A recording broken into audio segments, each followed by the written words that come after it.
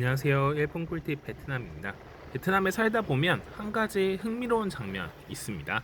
바로 카페나 쇼핑몰, 관광지 등에서 베트남 여성과 외국인 남성이 함께 데이트를 하는 모습인데요. 한국인, 일본인은 물론 유럽이나 미국인까지 생각보다 다양한 국적의 외국인들이 베트남에서 연애를 하고 있습니다. 처음 베트남에 왔을 때 저는 솔직히 이렇게 생각을 했습니다.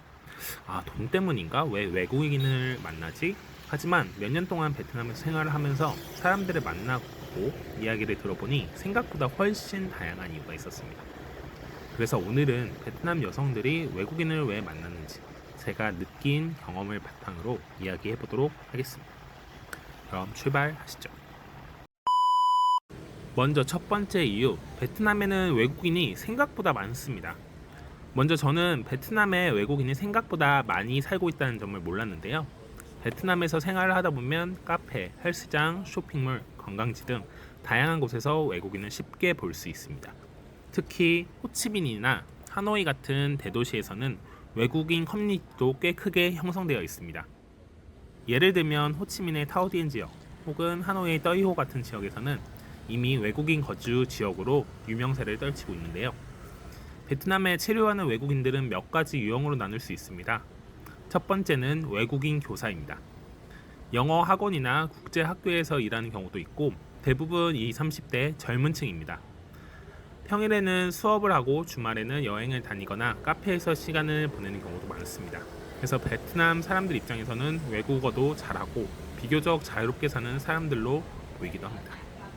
두 번째는 사업가입니다. 베트남에는 외국인 사업가도 꽤 많은데요. 식당, 카페, 무역, IT, 스타트업 같은 다양한 분야에서 사업을 합니다. 그래서 카페에 가보면 외국인들이 미팅을 하거나 노트북을 열고 일하는 모습 자주 볼 수 있습니다. 그리고 디지털 노마드도 있는데요. 최근 글로벌 트렌드로 몇 년 사이 크게 늘어난 유형입니다.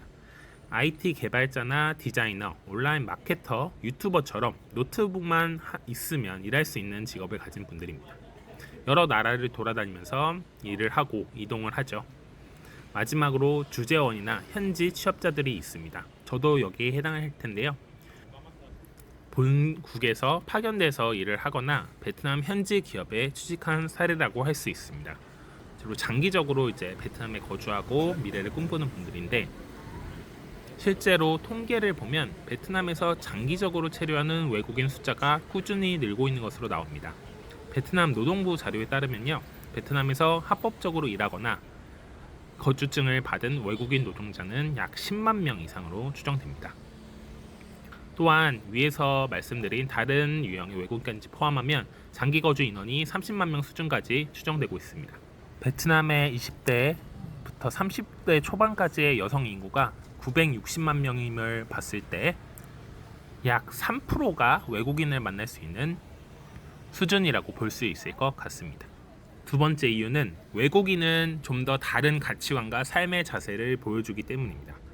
베트남 친구들과 이야기하다 보면 가끔 이런 말을 듣습니다. 외국인들은 자유롭게 사는 것 같아. 베트남은 공산 국가이다 보니까 아무래도 개인의 자유보다는 공동체에 대한 열망, 그리고 공동의식 목표가 있습니다. 아직도 많은 사람들이 회사, 공장, 사무실 같은 정해진 공간에서 일하는 경우가 많기 때문에 외국인들의 삶이 조금 더 자유로워 보이는 것도 사실입니다. 또 어떤 외국인들은 주말마다 다른 도시로 여행을 하거나 여러 가지 취미를 즐기기도 하죠. 저도 이러한 경험이 있었는데요. 예전에 캐나다에서 잠시 살았던 경험이 있는데 그때 한국과 캐나다의 가치관이 꽤 큰 차이가 있다는 걸 느꼈어요. 예를 들면 건물 문을 열고 들어갈 때 뒤에 사람이 오면 그 사람을 위해 문을 잡아주는 게 굉장히 자연스러웠습니다. 처음에는 굳이 이렇게까지 해야 하나? 호구 아니야? 라고 싶었는데 그 사회에서는 그것이 당연한 배려였습니다. 또 하나 기억에 남는 게 제가 알던 캐나다 아저씨 한 명은 꽤나 안정적인 직장을 다니고 있었습니다. 은행업에 종사를 하셨는데 어느 날 갑자기 회사를 그만두고 목수가 되고 싶다고 말씀하시더라고요. 제가 캐나다 유학을 갔던 2010년 초반 때는 한국에서 자신의 꿈을 찾아 회사를 그만두는 것이 쉽지 않은 일이었습니다. 그럼에도 자신의 꿈을 찾아 떠나는 아저씨를 보면서 이게 바로 나의 삶을 찾는 가치관이구나, 태도구나 라는 생각을 갖게 되었습니다. 베트남도 마찬가지입니다. 여러 가지 새로운 가치관을 보면서 삶의 방식이 다르고 이 사람과 만나고 싶다는 생각을 자연스럽게 할 수 있습니다. 외국인과의 연애가 단순한 관계를 넘어 나의 삶을 바꾸고 새로운 문화를 경험하는 기회가 되는 것이죠. 세 번째로 해외 문화의 영향을 빼놓을 수 없을 것 같습니다. 과거에는 외국의 문화를 접하는 것이 쉽지 않았습니다. 하지만 지금은 상황이 완전히 달라졌죠. 유튜브, 틱톡, 인스타그램과 같은 SNS 덕분에 베트남 젊은 세대는 전 세계 문화를 쉽게 접하고 있습니다. 예를 들면 유럽 여행 브이로그, 미국 대학의 생활 영상, 한국의 드라마, 일본 애니메이션 같은 콘텐츠를 매일 접하면서 자연스럽게 세계에 대한 관심이 커지고 있습니다. 예전에는 해외에 직접 가보지 않으면 알기 어려웠던 문화들, 이제는 스마트폰 하나로 쉽게 들어옵니다. 그래서 많은 사람들이 외국어를 배우고 혹은 외국 친구를 사귀고 싶어하는, 다른 나라의 삶을 직접 경험해보고 싶어하는 것이 일종의 사회 트렌드가 되었습니다. 가장 쉬운 방법은 베트남에 거주하고 있는 외국인과의 연애가 아닐까 싶습니다. 하지만 이런 연애가 꼭 좋은 점만 있는 것은 아닙니다. 연애를 할 때 가치관의 충돌도 많이 일어나는 편이고 저도 개인적으로 많이 느낍니다. 베트남에서는 연인 간의 연락을 하는 게 굉장히 중요하고 자주 발생합니다. 특히 초반 단계에서도 갑작스럽게 전화통화를 하거나 페이스톡을 하는 경우도 많습니다. 외국인 입장에서는 부담처럼 느껴질 수 있죠. 또한 외국인들이 장기 거주를 이야기해놓고서는 짧은 연애 후 본국으로 도망가거나 돌아가는 경우도 꽤나 많이 발생합니다. 그래서 베트남 여성분들 입장에서는 이런 것이 사기로 느껴질 수도 있고 외국인은 쉽게 여자를 상대한다라는 감정을 받아들일 수도 있습니다.